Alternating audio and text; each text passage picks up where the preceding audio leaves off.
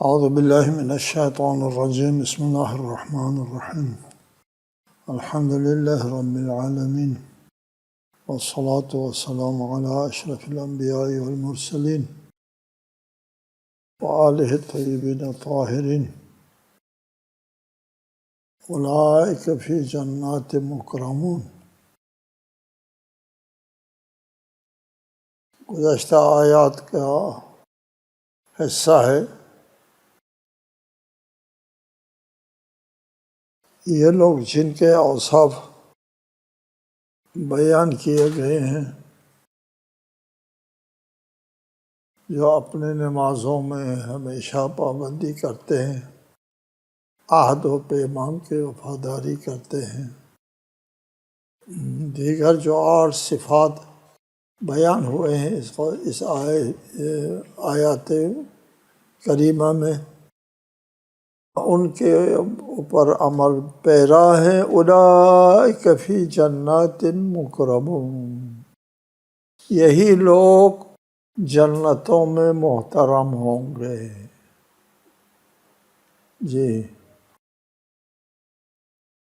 فی جنات مکرمون، جنت میں ہر قسم کی نعمت موجود ہوگی۔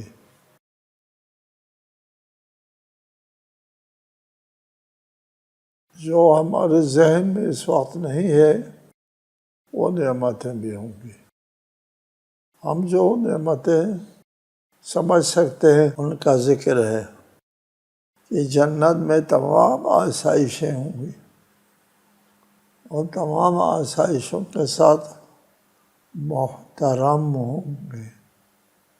احترام، مکرمون، باعزت، عزت و احترام کی زندگی ہوگی۔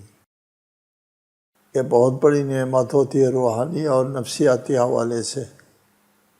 آپ کو ہر قسم کی نعمت، کھانے پینے کی چیزیں دے دیں اور ذلیل اور خوار کر کے آپ کو اٹھائے بیٹھائیں، آپ کو قبول ہے؟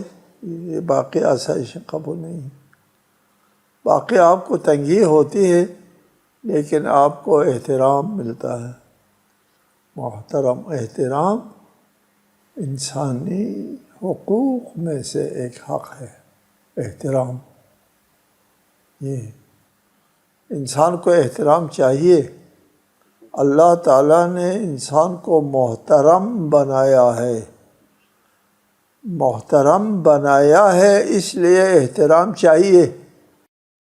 ہمارا احترام چاہنا دلیل ہے اس بات کے اوپر کہ اللہ تعالیٰ نے ہم کو محترم بنایا ہے۔ اللہ نے احترام دینا چاہا ہے، اس لیے ہم احترام کو پسند کرتے ہیں۔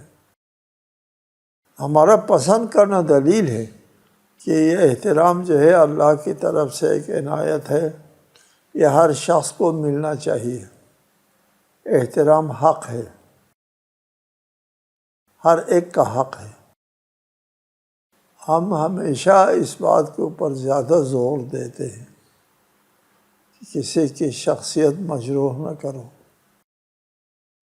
کسی کی شخصیت کے اوپر اعتراض مت اٹھاؤ، کسی کی شخصیت پر حملہ نہ کرو۔ جی، اور اس طرح احترام آدمیت، سبحان اللہ، کس قدر اہم ہے اسلام کے نزدیک، قرآن کے نزدیک، اللہ تعالیٰ کے نزدیک۔ احترام آدمیت بہت اہم ہے۔ جی، ہم کو بھی چاہیے ہم ایک دوسرے کا احترام کریں تاکہ ہمارا اپنا احترام ہو جائے۔ جب آپ کا احترام ہوتا ہے تو آپ کو شخصیت ملتی ہے، آپ کو اپنے وجود کا احساس ہوتا ہے کہ میں بھی ایک قابل توجہ موجود ہوں۔ میں کوئی قابل توجہ انسان ہوں احترام دینے سے، اور اس کا بہت اثر پڑتا ہے انسان کی نفسیات اور عمل اور کردار اور اس کے آئندہ اور مستقبل کے اوپر، اس کی قسمت کے اوپر بڑا فرق پڑتا ہے دنیا میں۔ اسی لیے آخرت کی نعمتوں میں سے ایک نعمت مکرمون، محترم ہو، احترام۔ فَمَا لِلَّذِينَ كَفَرُوا قِبَلَكَ مُهْطِعِينَ عَنِ الْيَمِينِ وَعَنِ الشِّمَالِ عِزِينَ، پھر ان کفار کو کیا ہو گیا ہے کہ آپ کی طرف دوڑے چلے آتے ہیں،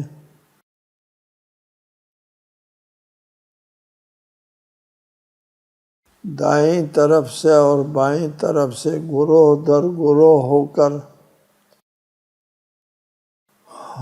آپ کی طرف دوڑ کر چلے آتے ہیں۔ مہطعین، گردن اٹھا کر کے بھاگنے کو کہتے ہیں، عزین گروہ کو کہتے ہیں۔ روایت ہے جب رسول اللہ صلی اللہ علیہ وآلہ وسلم خانہ کعبہ کے پاس نماز پڑھتے تھے اور قرآن کی تلاوت فرماتے تھے تو مشرکین ٹولیوں میں آپ کے ارد گرد جمع ہوتے تھے اور رسول اللہ کا مذاق اڑاتے تھے اور کہتے تھے جو محمد کہتا ہے اگر وہ برہا تو ہم جنت میں ان مسلمانوں سے پہلے داخل ہو جائیں گے۔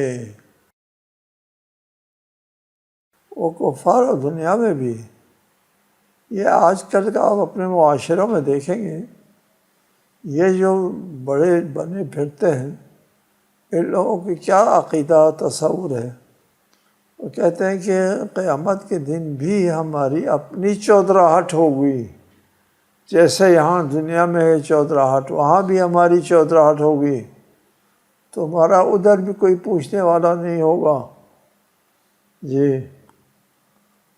یہ ان کا ہوتا ہے، انسانوں کا یہی خیال ہوتا ہے، جو حالت اس دنیا میں ان کو حاصل ہے وہ اس کا حق سمجھتے ہیں۔ تو اس آیت میں فرمایا کہ ان کافروں کو کیا ہو گیا ہے کہ آپ کے طرف دوڑ پڑتے ہیں اور مذاق اڑاتے ہیں، آپ کو اذیت دیتے ہیں۔ أَيَطْمَعُ كُلُّ امْرِئٍ مِّنْهُمْ أَن يُدْخِلَ جَنَّةَ نَعِيمٍ كَلَّا إِنَّا خَلَقْنَاهُم مِّمَّا يَعْلَمُونَ، کیا ان میں سے ہر شخص یہ آرزو رکھتا ہے کہ اسے نعمت بھری جنت میں داخل کیا جائے؟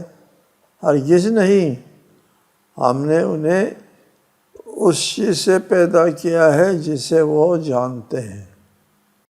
مشرکین کا یہ تھا نا، جیسا کہ ابھی عرض کیا کہ ان کا یہی تصور تھا جس طرح دنیا میں ہم بالادست ہیں، آخرت میں بھی ہم بالادست ہوں گے، ان فقیروں اور مسکینوں سے ہم بہتر ہوں گے وہاں۔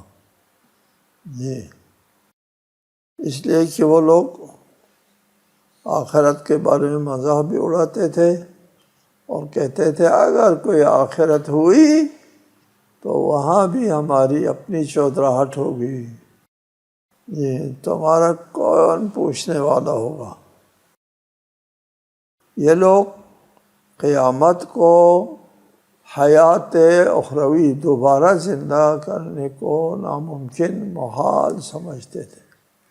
کیسے ہو سکتا ہے کہ جب ہم خاک ہو جائیں گے دوبارہ زندہ کیا جائے ہم کو؟ یہ تو یہاں پر فرمایا کہ اللہ، وہاں دوبارہ زندہ کیا جانا ہے، قیامت ہوگی، جنت و نار ہوگا، لیکن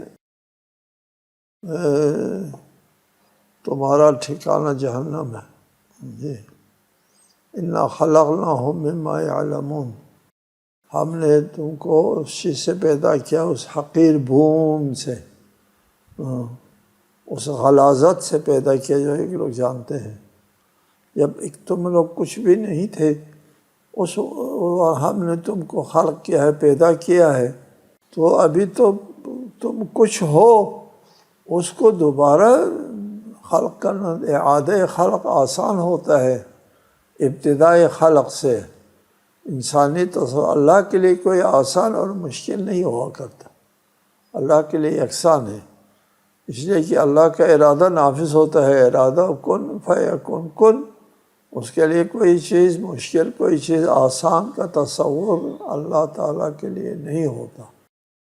آسان اور مشکل کا تصور ہمارے لیے ہے، ہمارے تصور کے مطابق اعادہ حیات آسان ہے ابتدائی حیات سے۔ جب ابتدائی حیات کے اوپر اللہ تعالیٰ قادر ہے تو اعادہ حیات کے اوپر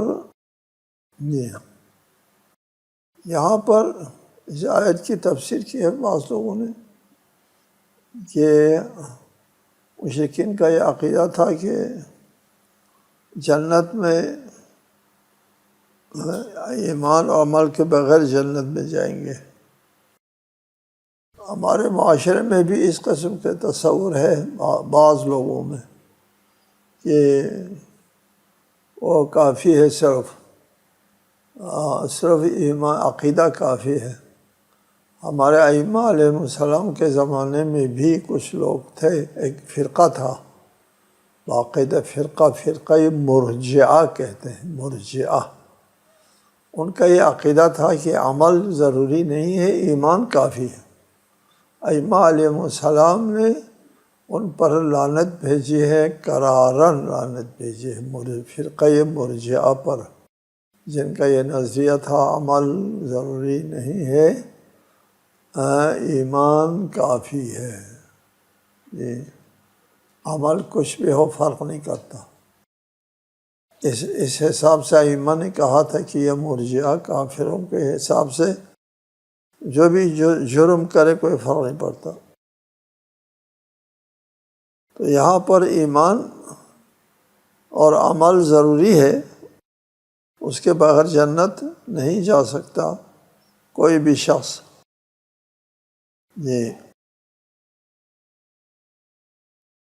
اس لیے کہ اللہ تعالیٰ نے تم کو ایک حقیر بھون سے خلق کیا ہے، عبث خلق نہیں کیا ہے۔ تم کو کسی مقصد کے لیے خلق کیا ہو، اس مقصد کے اوپر نہیں اترتے ہو، جنت نہیں جا سکیں گے۔ فلا اقسم برب المشارق والمغارب انا لقادرون على ان نبدل خيرا منهم وما نحن بمسبوقين، پس میں مشرقوں اور مغربوں کے مالک کی قسم کھاتا ہوں کہ ہم قادر ہیں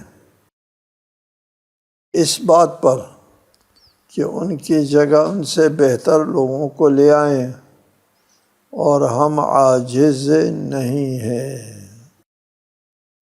یہ رب المشارق والمغارب، یہ مشرقوں اور مغربوں کے مالک کی قسم۔ رب مالک کو کہتے ہیں، اس کو ذہن میں رکھیں۔ رب کا ترجمہ پالنے والا نہ کریں،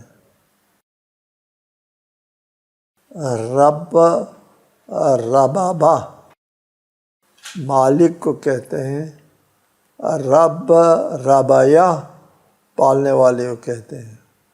یہ ربابہ سے ہے، مالک ہے، رب کا مطلب مالک ہوتا ہے۔ رب المشارق والمغارب، مغربوں اور مشرقوں کے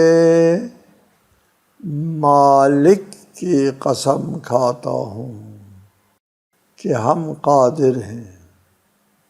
مغربوں اور مشرقوں، کون سے مغرب اور مشرق؟ بہت سارے مغرب اور مشرق ہوتے ہیں۔ ایک تو اس کا یہ ہے کہ آسمان میں بہت سے ستارے ہوتے ہیں۔ پتہ ہے آپ کو آسمان میں کتنے ستارے ہوتے ہیں؟ کہکشائیں ہوتی ہیں، اربوں کی تعداد میں کہکشائیں ہیں، ہر کہکشاں میں اربوں کی تعداد میں ستارے ہیں۔ یہ تمام ستارے جو ہے یہ ان کے لیے طلوع و غروب ہوتا ہے جی، ہمیشہ گردش میں ہوتے ہیں، ہر چیز گردش میں، کائنات میں کوئی چیز سکون اور ٹھہراؤ نہیں ہے، کسی چیز میں بھی سکون اور ٹھہراؤ نہیں ہے۔ یہ زمین جس کے اوپر ہم بیٹھے ہیں اس میں 3-4 قسم کی حرکتیں ہیں، جنبش ہے، 3-4 قسم کی جنبش ہے، اور ہم کو ایک کا بھی پتہ نہیں چلتا، سکون سے ہم بیٹھے ہیں اس کے پشت کے اوپر یہ۔ اور یہ ایک آسمان فضا میں، آسمان کے فضا میں یہ کرۂ زمین تیر رہا ہے، یہ زمین گردش میں ہے فضا میں جی۔ جس فضا میں یہ زمین گردش میں ہے وہ فضا زندگی کے لیے نہایت مساعد ہے، لیکن زمین اپنی فضا میں زندگی کے تمام وسائل ساتھ لے کر کے گھومتی ہے جی۔ اسی طرح اجرام سماوی، تمام آسمان میں جتنے بھی اجرام ہیں، جتنے بھی ستارے ہیں، جتنے بھی سیارے ہیں، سب کے سب جو ہے ان کے کوئی مشرق ہے کوئی مغرب ہے جی۔ ایک تو یہ توجہ ہو سکتی ہے۔ دوسرا یہ ہے جو ہمارے سورج جو ہے یہ طلوع کرتا ہے، ہر روز ایک جگہ سے طلوع کرتا ہے نہیں، ہر روز کا ایک مشرق اور ہر روز کا ایک مغرب ہے جی۔ آج یہاں سے طلوع کیے، کل ادھر سے طلوع کریں گے، ادھر سے طلوع کریں گے، پھر ہم کہتے ہیں سورج واپس جاتا ہے۔ ہر روز ایک مشرق ہے ایک مغرب ہے۔ مشارق و مغارب سے ہمارے سورج کے مشارق و مغارب بھی مراد لیے جا سکتے ہیں، یہاں بھی بہت سے مشارق و مغارب موجود ہیں۔ 360 مشرق اور 360 مغرب ہیں، 360 دنوں میں ہر دن کے لیے ایک مشرق ایک مغرب۔ اِنَّا لَقَادِرُونَ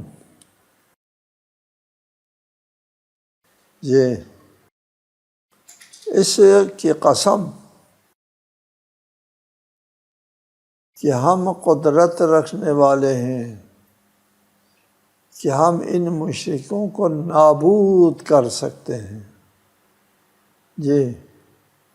ہم مشارق اور مغارب کا مالک ہے، ہمارے دست قدرت میں ہے، یہ سارا طلوع و غروب ہمارے ہاتھ میں ہے، ہم ان کے مالک ہیں، ہمارے قبضے میں ہیں۔ اِنَّا لَقَادِرُونَ ہم قدرت رکھتے ہیں کس چیز پر کہ تم کو تباہ کر کے، تم کو ختم کر کے تمہاری جگہ بہتر لوگوں کو لے آئے ہیں، اس پر ہم لوگ قادر ہیں۔ خیرا منہم، ان سے بہتر مخلوق جو ہے وہ ہم لے آ سکتے ہیں، جیسا کہ قرآن مجید کی دوسری جگہ ہے اِن یشاء یذہبکم ویأتی بخلق جدید، اور اگر اللہ چاہے تو تم کو نابود کر کے تمہاری جگہ ایک نئی مخلوق لے آ سکتے ہیں ہم۔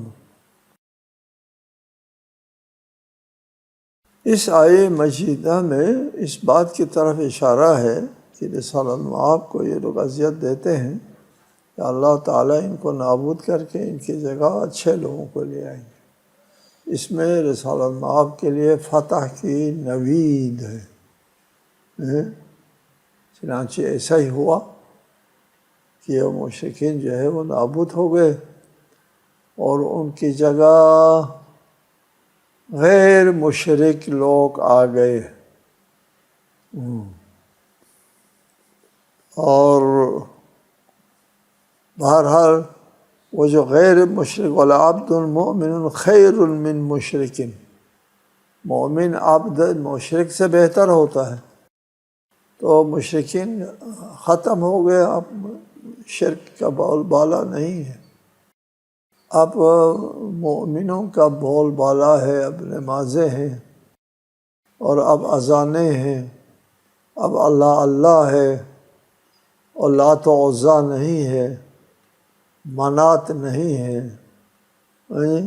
کسی بت کا ذکر نہیں ہے، اللہ اللہ کا ذکر ہے۔ اگرچہ نفاق ہے وہ اندر ہے، لیکن بظاہر جو ہے وہ شرک ختم ہو گیا۔ اس کی نوید علیہ السلام، میں آپ کو یہ نوید سنا رہا ہے اللہ تعالیٰ۔ فَذَرْهُمْ يَخُوضُوا وَيَلْعَبُوا حَتَّى يُلَاقُوا يَوْمَهُمُ الَّذِي يُوعَدُونَ، پس آپ انہیں بیہودگی اور کھیل میں چھوڑ دیں یہاں تک کہ وہ اس دن کا سامنا کریں جس کا ان سے وعدہ کیا جاتا ہے۔ جی، یہ قابل ہدایت نہیں ہے، ان کے اوپر حجت پوری ہو گئی ہے، حجت پوری ہونے کے بعد بھی اگر یہ لوگ ایمان نہیں لاتے ہیں تو اللہ تعالیٰ کا ایک سنت جاریہ ہے، اللہ تعالیٰ کا ایک طریقہ کار ہے، وہ یہ ہے کہ حجت پوری کرتے ہیں، مکمل کرتے ہیں، حق بیان کرنے میں کسی قسم کا ابہام نہیں رکھتے، واضح طریقے سے پیغام پہنچا دیتے ہیں۔ یہ البلاغ المبین، البلاغ کافی نہیں ہے، مبین بھی شرط ہے، واضح طریقے سے، غیر مبہم طریقے سے مطلب کو پہنچا دیتے ہیں۔ اس کے بعد جب ایمان نہیں لاتا ہے تو اللہ تعالیٰ ان کو اپنے حال پر چھوڑ دیتا ہے۔ فَذَرْهُمْ، چھوڑ دو، اب ان کو اپنے حال پر چھوڑ دینا یہ بہت بڑا عذاب کا پیش خیمہ ہے، بہت بڑا عذاب۔ یہ ہدایت کے سرچشمے نے ہاتھ اٹھا دیا، اس سے بڑی بدبختی کیا ہو سکتی ہے؟ یہ ہاتھ اٹھایا، ارحم الراحمین نے ہاتھ اٹھایا، یہ اس سے بڑی بدقسمتی کیا ہو سکتی ہے؟ فَذَرْهُمْ يَخُوضُوا وَيَلْعَبُوا، کہ وہ بیہودگی اور کھیل میں ان کو چھوڑ دیں، حَتَّى يُلَاقُوا يَوْمَهُمُ الَّذِي يُوعَدُونَ، قیامت کے دن آنے تک جس کا ان سے وعدہ کیا ہوا ہے وہ آ جائیں گے تو ان کو پتہ چل جائے گا۔ یوم یخرجون من الاجداث سراعا کانہم الی نصب یوفضون، جس دن وہ قبروں سے دوڑتے ہوئے نکلیں گے گویا کہ وہ کسی نشانی کی طرف بھاگ رہے ہوں۔ یہ قابل توجہ ہے، عجیب ہے۔ یوم یخرجون من الاجداث سراعا، وہ قبروں سے دوڑتے ہوئے نکلیں گے گویا کہ وہ کسی نشانی کی طرف بھاگ رہے ہوں۔ خاشعۃ ابصارهم ترہقهم ذلہ ذالک الیوم الذی کانوا یوعدون، ان کی آنکھیں جھک رہی ہوں گی اور ان پر ذلت چھائی ہوئی ہوگی، یہ وہی دن ہے جس کا ان سے وعدہ کیا جاتا تھا۔